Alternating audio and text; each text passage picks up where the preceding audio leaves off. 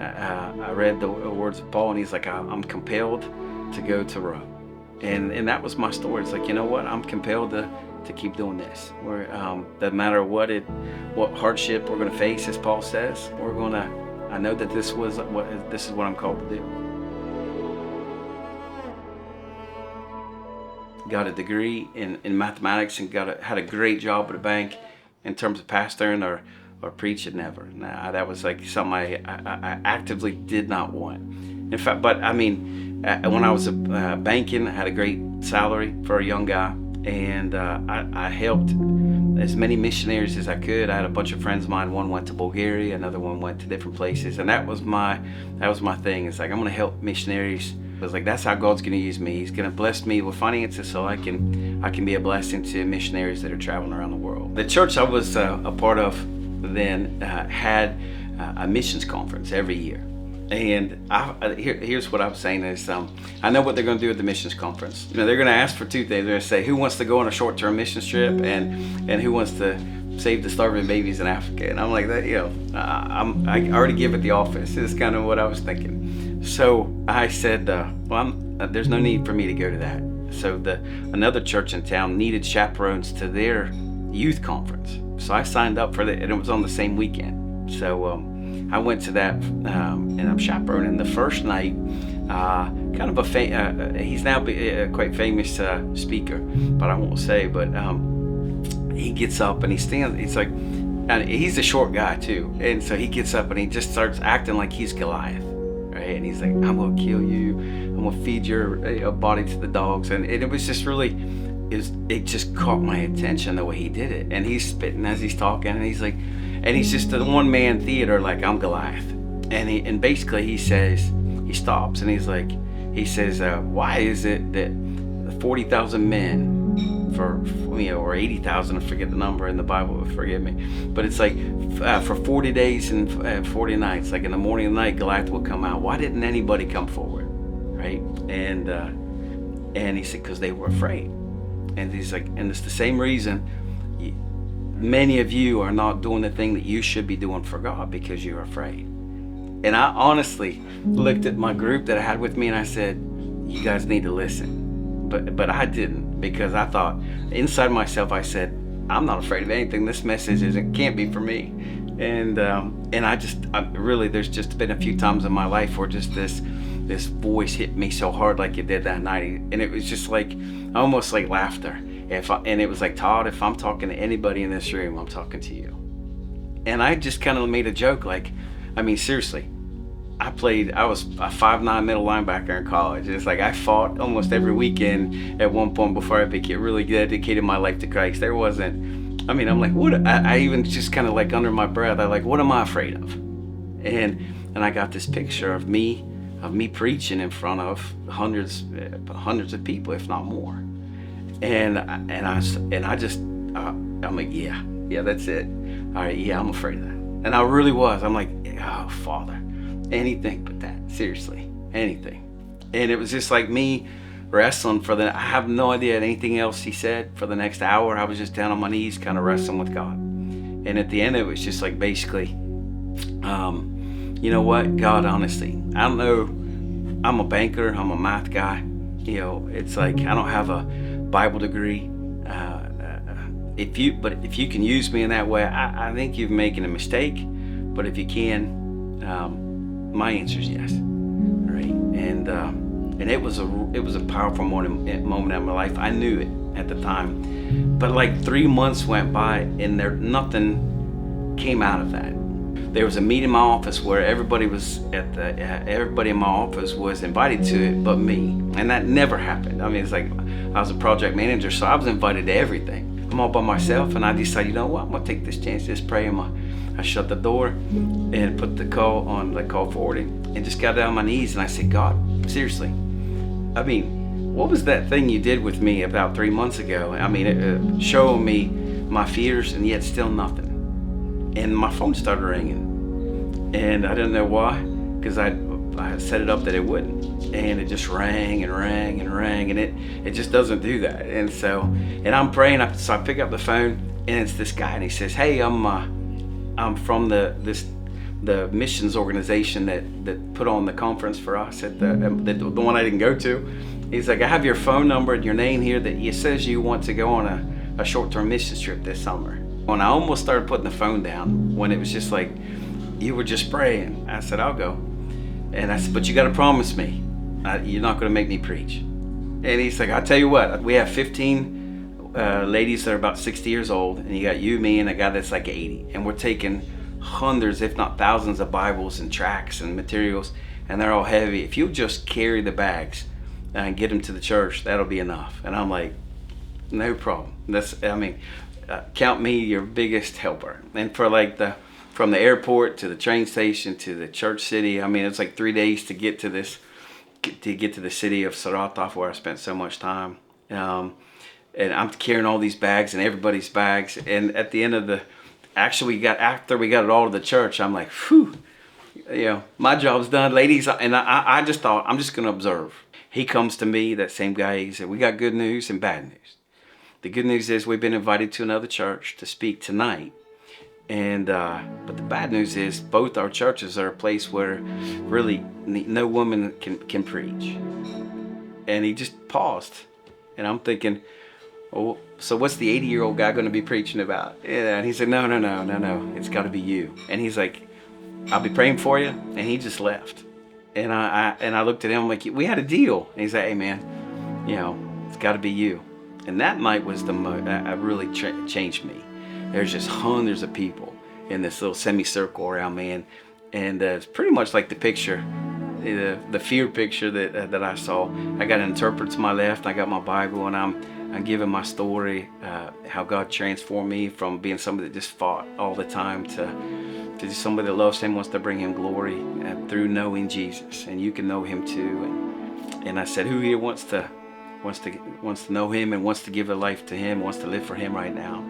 And nobody moved. And I thought, what's going on? But all of a sudden there was some like moving around, and I asked my interpreter, what's going on? He said, all the people are saying there's not enough room for everybody to come down here. And so I said, hold on. And I put all the musicians, we just moved them out back, and seriously, like half the place came down and just fell on their knees and gave their lives to Christ. And I stepped back. I'm like, hey, y'all take over. And I walked over and got on my knees and I said, God, wow, I'll do this every day if you want. This is the best. I got on the plane to fly home, I remember, and I just kind of put the little blanket on Delta Airlines over my head and cried. I'm like, God, thanks for using me like that. Really, thanks for using me. That was the whole start of my missionary world right there. Took a trip. So, and then, quickly, the next year I went back to Russia, and then they invited me to come and move and to be a part of a team that would go over and stay there for a little bit of time. When we came back to Russia, we were there about 8 months when we realized, you know what, here's what we need to do. We need to merge this American style church that we have with a Russian church, because we don't want people to be interested in the American. We want them to be interested in Jesus. And we merged it together with this a great Russian church, had the similar heart to us. And then we did a huge outreach. We rented the circus of our town. It's the first time and the only time that they've let anybody use that big of a building. We did a big outreach there. About 200 people gave their lives to Christ that weekend, and I'd say about 150 remained in the church. You could see that they weren't coming to church because of the American influence. They were coming for Jesus, and it was beautiful. And so our church went from, say, 100 people to 200, and I'm like, I can't leave now. And so I came back to my church in the U.S. and said, hey man, things are going. Do you mind if I go back for another year? And sure. So I went back, and then the church grew from 200 to 400, and so same thing. I'm like, let's do this one more year, and then I got married, and we had 5 kids together, and lo and behold, that church has exploded. That has their own building, and it's a great place. It's like a movie theater with 500 seats. They do 3 or 4 services every weekend, and I would say this to anybody that was even thinking about a missionary, not even career, but a long-term trip. if you're going to go there any more than say 6 months, I think it's important for you to really have a call from God. To know that God is sending you, because for sure you're going to face from within and from without. The Russian government was not over the last 15 years. It had gotten progressively harder and harder to do our missionary work, to the point you're in church and they send in the inspectors during the church service, and all right, everyone, you guys can pray. I got to go off and talk to the fire inspector, the water inspector, the financial inspector. We got to go have a quick meeting. And we've been through it all. And but when you have that confidence that it's God that's sending you, you're able to face it head on, regardless. And probably the biggest adversary besides the enemy was the Russian Orthodox Church, and they're very anti anything except for the Russian Orthodox Church. They really do believe that the salvation is only found in the Russian Orthodox Church, and so they look at us as just complete cult members, and every person that we bring into our church, we're stealing them from the Orthodox Church, from heaven, and sending them to hell. And so that was tough. And they over the years they got a lot of laws passed, and I would say probably 9 out of 10 people on the street would call themselves a Christian, and most of them would have no idea what that meant. And so, in fact, I taught at a Bible school about personal evangelism and sharing your faith, and it was around Easter time, and I sent like 50 students out to do a survey with 10 people. So they're supposed to go out and survey 10 people on the street about the first Easter, right? And so one of the questions was, what do you think happened the first Easter? But my previous question was, how often do you go to church? So, and here's my banking background coming out again, and my math. So I broke it down and so we got like 500 responses, and it was like, who are the ones that are going to church the most? And we took the 50 people that went to church the most, and then looked at their answer, and it was like, what happened on that first Easter? Let's see, Jesus was practicing yoga in the grave and just slowed his heart down, and he didn't really die, and then he just revived himself in the grave. What else? The disciples stole the body. There was no person named Jesus. He was just they made it up in the history books, and then the last one was he died and resurrected. And so amongst the people that go to church the most, like once a week to the Orthodox Church, they answered, their number one answer was the disciples stole the body.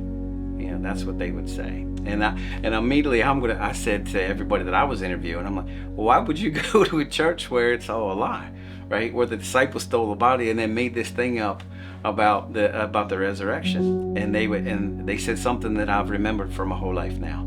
3 words: just in case. Just in case. I go to church, I give my offering, I give my time, I put a little candle to the saint that's gonna take my prayers up to God, just in case it's all true, so that when I die, maybe I'll get to heaven. And so there's really, like I said, 9 out of 10 people call themselves a Christian, but if 1% of the people in our town of 1 million people were born again, we would think a revival just exploded in our town. So it was the mission, the chore, the job at hand was massive because of so many, just such of a lack of understanding of who Jesus was, why he died. But to be honest, I felt like I was the perfect person for it, because I lived that same way. I was like, I was born a Christian, right? And it's like, and there was this dying thing in me that was just like, that was pushing me to say, hey, there's a God, and I don't think I know him. And I preached that so many times. It's like, hey, you may think you believe in God, but you can actually know him, and let's look into this thing called the Bible, and we can find him together. So it was like February, a year and a half ago, when the, how do you say, strategic military operation, right? It's not a war.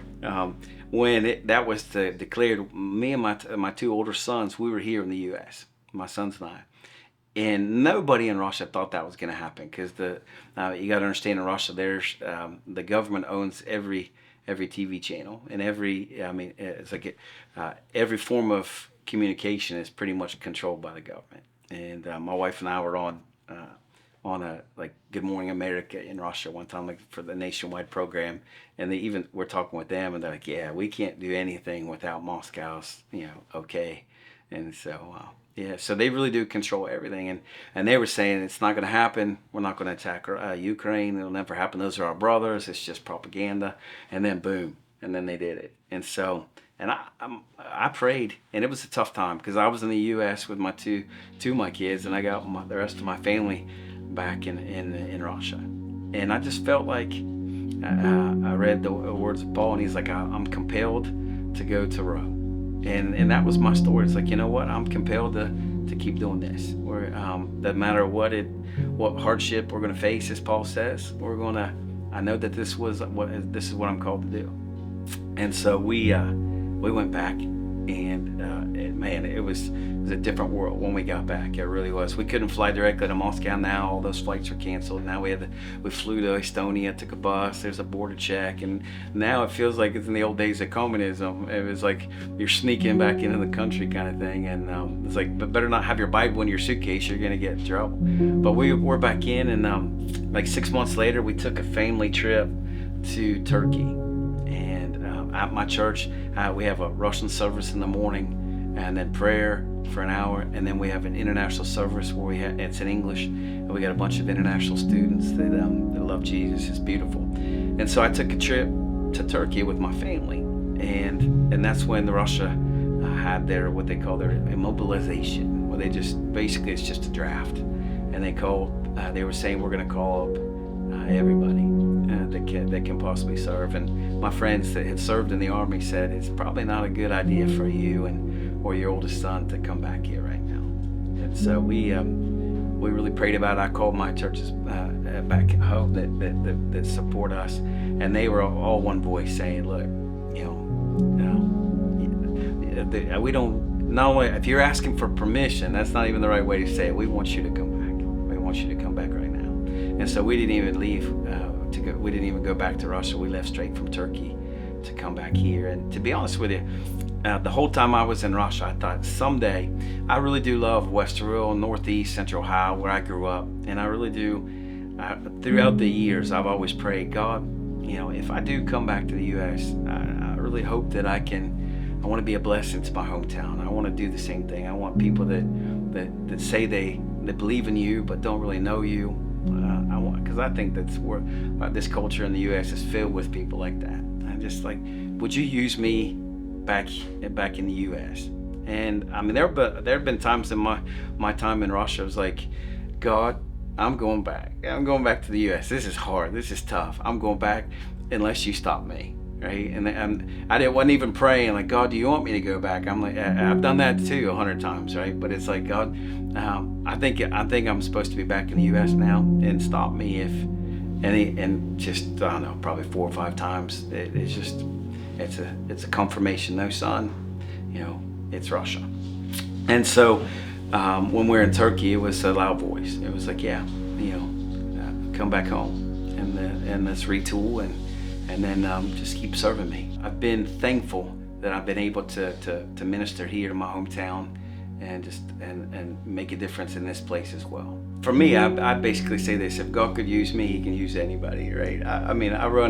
We just had a reunion from my high school, and just some people looked at me, it's like, they're like, we love your post on Facebook in Russia. And we tell all of our friends all the time, like, can you believe that Todd Roese was a missionary in Russia for 20, of all the people, right? And one guy came up to me, he's like, I'm just blown away that you became like a missionary and you preach. And he's like, because I knew you back then. And it's funny. And praise, it's just a testimony to the greatness of God, right? And it's like, it's not about anything that we do. It's I think you come to the realization that, I got this picture of Jesus on the cross.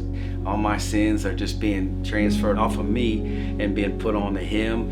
And it's just like, hey, Jesus did this for you. What will you do for Him? And it's just like, my answer is basically, Jesus, whatever you want from me, my answer is yes. And of course, particularly, it's like I didn't want to be in a position where I was standing up in front of people and preaching, because I was afraid of it. And now I embrace it, because it's like, you know what? If He's gifted me in that area, I mean, you're either going to work in your giftings, you're either going to do anything you can to bring glory to God, or you're in a fish, swallowed, like Jonah. It's like you're either running or you're saying yes. And it's like I look back and I say, if He can use me, He can use anybody. And find out what it is that God is gifted you with, how He's equipped you, and say yes, and just start using it a little bit today, a little bit more tomorrow, a little bit more tomorrow, and you'll see amazing fruit come out of it in your life through the power of Jesus in our lives.